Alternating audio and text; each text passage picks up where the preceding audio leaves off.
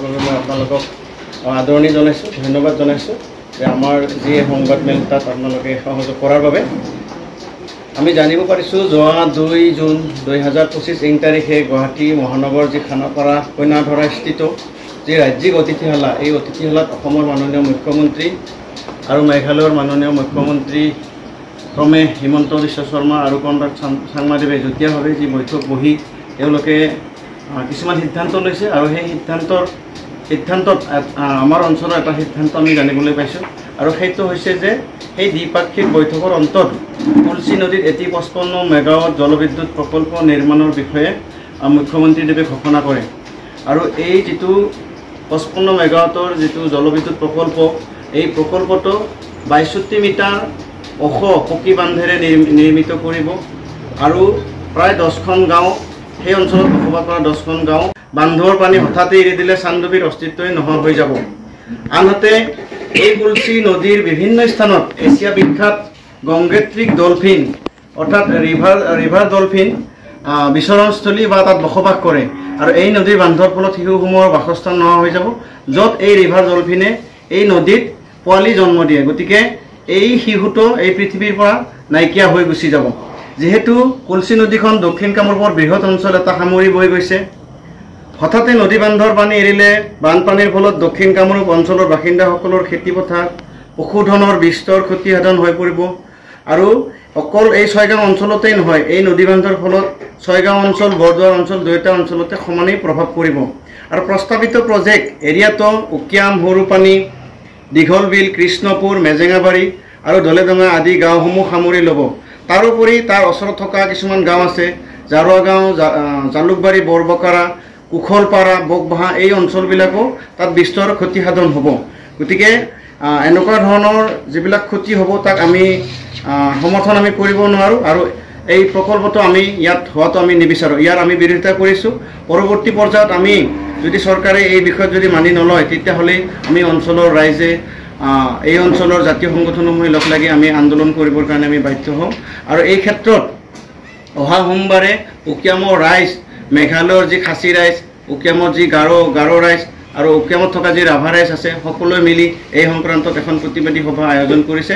গতিকে তাৰ অঞ্চলৰ মানুহে ইতিমধ্যে আতংকিত হৈছে যে তাত নদী বান্ধ হ'লে তাৰ সেই গাঁওসমূহ বুৰ গৈ থাকিব আৰু তেওঁলোকৰ থকা জাগা নোহোৱা হ'ব। গতিকে এই জীৱন নিৰ্বাহৰ প্ৰতি, জীৱনৰ প্ৰতি ভাবুকি আহিছে। গতিকে এনেকুৱা ধৰণৰ কৰ্মৰ পৰা অসম চৰকাৰে যাতে বিৰত থাকে, মেঘালয় চৰকাৰে যাতে বিৰত থাকে, তাৰ বাবে মই আহ্বান জনাইছোঁ। হ'ল দ্ৰোণ নদী আৰু এটা হ'ল ভগা নদী আৰু এটা হ'ল শ্ৰী নদী। এই তিনিটা নদীৰ একেলগে সংগমস্থল একলাগাত লগ লাগে। তাৰ পৰা প্ৰায় 500 মিটাৰ ডাউনত 2খন পাহাৰৰ লগ লগাই এই নদী বান্ধটো বান্ধিবলৈ বিচৰা হৈছে। নিশ্চয় সেই নদী বান্ধটো হোৱাৰ লগে লগে তাৰ যিটো এটা প্ৰাকৃতিক চিনাৰী আছে সেইটো একেবাৰে লুপ্ত হৈ যাব, যিটো নেকি যাৰ ফলত তাতে পৰ্যটকসকলৰ অহাটো বন্ধ হৈ যাব। পৰৱৰ্তী সময়ত যিহেতু ভাৰতবৰ্ষ এখন গণতান্ত্ৰিক দেশ, আমি গণতন্ত্ৰ দেশৰ আমি নাগৰিক হয়, গতিকে গণতান্ত্ৰিকভাৱে যিমান দূৰলৈকে আমি সংগ্ৰাম কৰিব লাগে তাৰ বাবে আমি প্ৰস্তুত আছোঁ আৰু ইয়াত নিশ্চয় অঞ্চলস্থ ৰাইজে নিশ্চয় আমাক সহায় সহযোগ কৰিব। ইতিমধ্যে যোগাযোগ কৰিছে, ৰাইজৰ পৰা আমালৈকে আবেদন আহিছে যে ইয়াত আমি মাত মাতিব লাগে। সেইকাৰণে আমি আজি আপোনালোকৰ জৰিয়তে, সংবাদ মেলৰ জৰিয়তে এই কথাখিনি ৰাইজক আমি অৱগত কৰিলোঁ। এই সংবাদ মেলৰ জৰিয়তে চৰকাৰক এই সংবাদ মেলৰ জৰিয়তে আমি এটাই আহ্বান জনাম যে ৰাইজৰ বা জনতাৰ যি ক্ষতি হ'ব পৰা কাম যাতে চৰকাৰে হাতত নলয়, তাৰ কাৰণে মই আহ্বান জনাইছোঁ। ইতিমধ্যে আপোনালোকে দেখিছে সোণাৰী বান্ধ, আপোনালোকে দেখিছে লখিমপুৰ জিলাত গৃহহীন হৈছে, বহুত মানুহ ঢুকাইছে। আজি নিপকৰ বান্ধ এৰিছে, তাত মানুহৰ অৱস্থা নোহোৱা হৈ গৈছে। গতিকে ইয়াতো যে তেনেকুৱা ধৰণৰ নহ'ব তাৰ কি মানি আছে? কাৰণ 62 মিটাৰ ওখলৈ এটা পকী বান্ধ দিব, কিমান ওখ হ'ব আপোনালোকে অনুমান কৰক। 55 মেগাৱাট জলবিদ্যুৎ উৎপন্ন হ'ব আৰু 2500 বিঘা হেক্টৰ ভূমিত তেওঁলোকে জলসিঞ্চনৰ ব্যৱস্থা কৰিম বুলি আমাক কৈছে, আমি জানিবলৈ পাইছোঁ। গতিকে এই ক্ষেত্ৰত নিশ্চয় ক্ষতি হ'ব আৰু আপোনালোকে নাভাবিব যে উকিয়ামৰ পৰা 6 গাঁৱলৈকে যি 27 কিলোমিটাৰ দূৰত্ব আছে, কেৱল এই অঞ্চলতহে যে ক্ষতি হ'ব এইটো কথা নহয়। এই অঞ্চলৰ পৰা কুকুৰমাৰা অঞ্চল আছে, মিৰ্জা আছে, ৰামপুৰ আছে আৰু এইপিনে বকলৈকে আছে।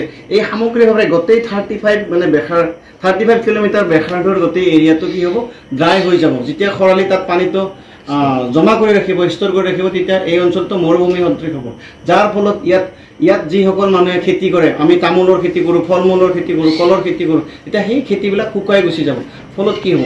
মানুহৰ অৱস্থা বেয়া হৈ যাব, আৰ্থিক দিশটো একেবাৰে নোহোৱা হৈ যাব, মানুহ খোৱাৰ কাৰণে মানে অৱস্থা নোহোৱা হৈ যাব। গতিকে এই দিশবিলাকো মানৱতাৰ দিশ আছে। গতিকে এই দিশবিলাকৰ প্ৰতি লক্ষ্য ৰাখি চৰকাৰে যেন এই বান্ধটো নিৰ্মাণ নকৰে, তাৰ বাবে মোৰ আহ্বান থাকিল, অনুৰোধ থাকিল। কৰালেই নহ'ব, তাৰে যিখিনি কাম, অৰ্থাৎ তাৰে ভূমিহীন লোকখিনি যিখিনি পট্টা পাব লাগে, সেই পট্টা দিয়াৰ ব্যৱস্থাখিনি কৰিব লাগে। আৰু ছেটেলাইট চিটি আমি এতিয়া হয়তো আমি বিচৰা নাই, তাৰ পৰিৱৰ্তে ৰাভা হাছানক ৬ষ্ঠ এনঅ'চি প্ৰদান কৰক। ৬ষ্ঠ এনঅ'চি প্ৰদান কৰিলে যি ভূমিৰ আমাৰ প্ৰধান সমস্যা, ভূমিৰ সমস্যাটো আমাৰ মানে ইয়াত সমস্যা সমাধান হ'ব। তাৰপিছত ইয়াত আমি ছেটেলাইট চিটি গঠন কৰিব লাগে বা অন্য কিবা প্ৰকল্প কৰিব লাগে, নিশ্চয় আমি অঞ্চলস্থ আমি ৰাইজে কৰি আমি সেইটো বিচাৰোঁ। আৰু আমি জনজাতিসকল, বিশেষকৈ আমি ৰাভাসকল, আমি শান্তিপ্ৰিয় জনগোষ্ঠী হয়, আমি শান্তিৰে আমি বসবাস কৰোঁ। আৰু বেছি হাই উৰুমি বা বেছি টাউন চহৰত আমি থাকি আমি ভাল নাপাওঁ। এইটো আমাৰ এটা জন্মগত আমাৰ এটা গুণাগুণ। গতিকে এইবিলাকৰ প্ৰতি লক্ষ্য ৰাখিব লাগে মাননীয় মুখ্যমন্ত্ৰী মহোদয়ে। এইবিলাকৰ প্ৰতি লক্ষ্য ৰাখিলে আমিও শান্তিত থাকিব পাৰোঁ, ৰাইজেও শান্তিত থাকিব, আৰু চৰকাৰখনেও নিশ্চয় দীঘলীয়াকৈ বৰ্তি থাকিব পাৰিব। আজি আপোনালোকৰ এই ছয়গাঁও আঞ্চলিক ৰাভা ছাত্ৰ সন্থা, ছয়গাঁও আঞ্চলিক ৰাভা মহিলা পৰিষদ আৰু ছয়গাঁও আঞ্চলিক ৬ষ্ঠ এনঅ'চি দাবী সমিতিৰ যি প্ৰেছ বিজ্ঞপ্তি, এই প্ৰেছ বিজ্ঞপ্তিত আপোনালোকে উপস্থিত হোৱাৰ বাবে আপোনালোকক আদৰণি জনাইছোঁ। আৰু এই প্ৰেছ বিজ্ঞপ্তি আমি এইকাৰণে বা এই প্ৰেছ মিটখন আমি এইকাৰণে আমি পাতিছোঁ যে যোৱা ২/৬/২০২৫ তাৰিখে কইনাধৰাত যি ৰাজ্যিক অতিথিশালা আছে, সেই অতিথিশালাত অসমৰ মাননীয় মুখ্যমন্ত্ৰী ডক্টৰ হিমন্ত বিশ্ব শৰ্মা আৰু মেঘালয়ৰ মাননীয় মুখ্যমন্ত্ৰী কনৰাড চাংমাদেৱে দ্বিপাক্ষিকভাৱে এখন বৈঠক হৈছিল। আৰু সেই বৈঠকৰ অন্তত আমি মাননীয় মুখ্যমন্ত্ৰী মহোদয়ৰ পৰা আমি জানিব পাৰিছিলোঁ যে কুলচি নদীৰ ওপৰত উকিয়ামত এটা 55 মেগাৱাট জলবিদ্যুৎ প্ৰকল্প নিৰ্মাণ কৰিব। গতিকে এই নিৰ্মাণৰ আমি অঞ্চলস্থ ৰাইজে আমি শংকিত হৈছোঁ। আৰু এইকাৰণে শংকিত হৈছোঁ যে ইয়াত থকা যি জৈৱ বৈচিত্ৰতা আছে, ইয়াত থকা গাঁওসমূহ উচ্ছেদ হ'ব, ইয়াত থকা মানুহৰ জীৱন নিৰ্বাহৰ প্ৰতি ভাবুকি আহিব। গতিকে এই সংক্ৰান্ততে আমি আজি এই প্ৰেছ মিটখন হয়, আমি আজি প্ৰেছ মিটৰ আয়োজন এইকাৰণে আমি কৰিছোঁ যে কুলচি নদীৰ ওপৰত 55 মেগাৱাটৰ ৬২ মিটাৰ ওখৰ যি নদীবান্ধ এটা বান্ধি যি জলবিদ্যুৎ প্ৰকল্প নিৰ্মাণ কৰিবলৈ ওলাইছে, ইতিমধ্যে আমি দেখিবলৈ পাইছোঁ যোৱা ২ জুন ২০২৫ তাৰিখে যি কইনাধৰা, খানাপাৰাৰ যি কইনাধৰা, সেই কইনাধৰাত ৰাজ্যিক অতিথিশালাত অসমৰ মাননীয় মুখ্যমন্ত্ৰী ডক্টৰ হিমন্ত বিশ্ব শৰ্মা আৰু মেঘালয়ৰ মাননীয় মুখ্যমন্ত্ৰী কনৰাড চাংমাদেৱে যুটীয়াভাৱে যি বৈঠক, সেই বৈঠকৰ অন্তত এই সিদ্ধান্তখিনি আমি মিডিয়াযোগে আমি পাবলৈ সক্ষম হৈছোঁ। গতিকে এই যি জলবিদ্যুৎ প্ৰকল্প নিৰ্মাণ কৰিব, তাত নিৰ্মাণ কৰাৰ লগে লগে তাত 10খন গাঁও উচ্ছেদিত হ'ব আৰু তাত থকা যি জৈৱ বৈচিত্ৰ্য সেইবিলাক ধ্বংস হ'ব। আৰু এই কুলচি নদীটোৰ আহি দুটা সতী বৈ গৈছে, এটা গৈছে কুকুৰমাৰালৈ, এটা গৈছে ছয়গাঁৱলৈ। ছয়গাঁৱলৈ অহা নদী সতীটোত আৰু দুভাগ হৈছে, এটা গৈছে খৰখৰীলৈ। গতিকে এই বৃহত্তৰ দক্ষিণ কামৰূপ জিলাৰ যি এটা জীৱন ৰেখাস্বৰূপ এই নদীকেইটা, গতিকে এই নদীটোৰ যি জীৱন ৰেখাস্বৰূপ, ইয়াৰ গোটেই পানী শুকাই যাব। শুকাই যোৱাৰ ফলত এই অঞ্চলৰ মানুহে যিহেতু কৃষিৰ ওপৰত নিৰ্ভৰ কৰি চলি আহিছে, গতিকে এই মৰুভূমি সদৃশ হৈ যাব, কৃষি বাতি নহ'ব, নোহোৱাৰ ফলত মানুহৰ দুৰ্ভিক্ষ জীৱনৰ নামি আহিব। গতিকে এইটোৰ আমি বিৰোধিতা কৰিছোঁ। আৰু এনেকুৱা ধৰণৰ যাতে পদক্ষেপ অসম চৰকাৰে নলয়, তাৰ বাবে মই অসম চৰকাৰৰ মাননীয় মুখ্যমন্ত্ৰী ডক্টৰ হিমন্ত বিশ্ব শৰ্মা ডাঙৰীয়ালৈ মই অনুৰোধ জনাইছোঁ যাতে এনেকুৱা ধৰণৰ জনসাধাৰণৰ জনবিৰোধী কাম নকৰে। আৰু ইয়াৰ লগে লগে এটা কথাও মই স্পষ্ট কৰি দিব বিচাৰিছোঁ যে এছিয়া বিখ্যাত যি গংগোত্ৰিক ডলফিন অৰ্থাৎ ৰিভাৰ ডলফিন, এই কুলচি নদীতে বাস কৰে। কুলচি নদীত বাস কৰাৰ উপৰিও এই ডলফিনে ইয়াত পোৱালি জগায়। গতিকে এই ডলফিন এই পৃথিৱীৰ পৰা বিলুপ্ত হৈ যাব। গতিকে এনেকুৱা ধৰণৰ যি প্ৰাণী, দুষ্প্ৰাপ্য প্ৰাণী আমি বিলুপ্ত হোৱাটো আমি নিবিচাৰোঁ। গতিকে জলবিদ্যুৎ প্ৰকল্প যি কুলচি নদীৰ ওপৰত বান্ধ দিবৰ কাৰণে যি প্ৰজেক্ট হাতত লৈছে, এই প্ৰজেক্টটো বন্ধ হ'ব লাগে। আমি তাৰ বাবে অসম চৰকাৰলৈ অনুৰোধ জনাইছোঁ। ইতিমধ্যে আমি ২০১৭ চনতে আমি আনুষ্ঠানিকভাৱে অসম চৰকাৰক আমি স্মাৰক পত্ৰ আমি জৰিয়তে আমি জনাইছোঁ যে ইয়াত বিদ্যুৎ প্ৰকল্প হ'ব নালাগে। বিদ্যুৎ প্ৰকল্প হ'লে ইয়াত থকা যি ৩৫ কিলোমিটাৰ ব্যাসাৰ্ধৰ যি অঞ্চল, এই অঞ্চল মৰুভূমিময় হ'ব। ইয়াত থকা মানুহৰ যি খেতি বাতি কৰি জীৱন নিৰ্বাহ কৰি আছে, গতিকে খেতি বাতিবিলাক শুকাই যাব, ফলত মানুহৰ দুৰ্ভিক্ষ জীৱন আহিব। গতিকে এইবিলাকৰ দিশ, মানৱতাৰ দিশটো চায়ে বন্ধ হ'ব লাগে বুলি ইতিমধ্যে আমি মেমৰেণ্ডাম আমি ছাবমিট কৰিছোঁ। জলবিদ্যুৎ প্ৰকল্পৰ ফলত ইতিমধ্যে উজনি অসম বা মধ্য অসমত যি পৰিস্থিতি হৈছে আমি সকলোৱে দেখা পাইছোঁ, তেনেকুৱা পৰিস্থিতি হ'ব? নিশ্চয় হ'ব।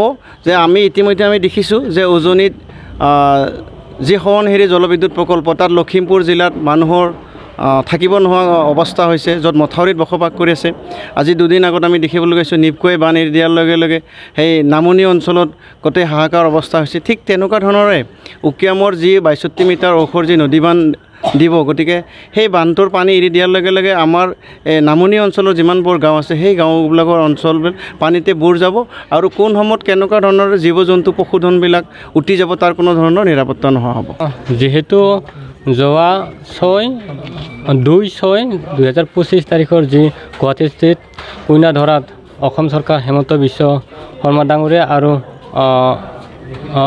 মেঘালয় চৰকাৰৰ যি কণ্ট্ৰাক্ট শৰ্মাৰ দুয়োজনৰ যি বাৰ্তালাপত আমি জানিব পাৰিছিলোঁ যে উকিয়ামৰ যি ঠাইত আমাৰ জনসাধাৰণৰ যি বহুল ঠাইত আমাৰ যি জলবিদ্যুৎ প্ৰকল্প ৫৫ ৱাটৰ যি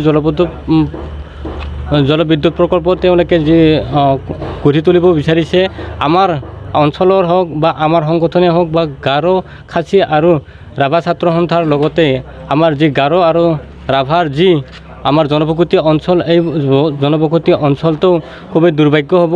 কিয়নো যোৱা বিগত আমি দেখা পাই আছোঁ যি নদী বান্ধৰ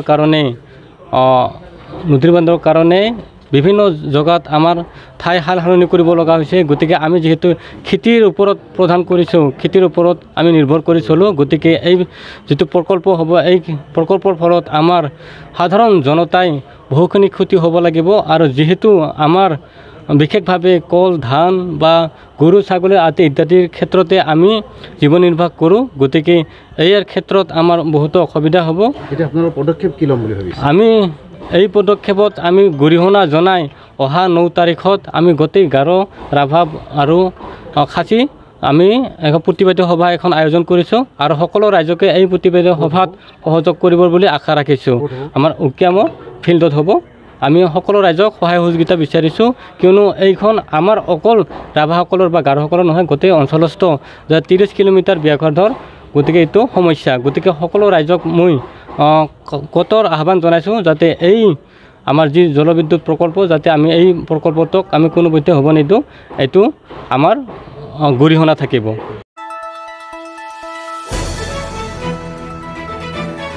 দ্য নিউজলেণ্ডছ, অবিৰত তথ্যানুসন্ধান, আপোনাৰ সেৱাত খবৰ সন্ধান। দ্য নিউজলেণ্ড।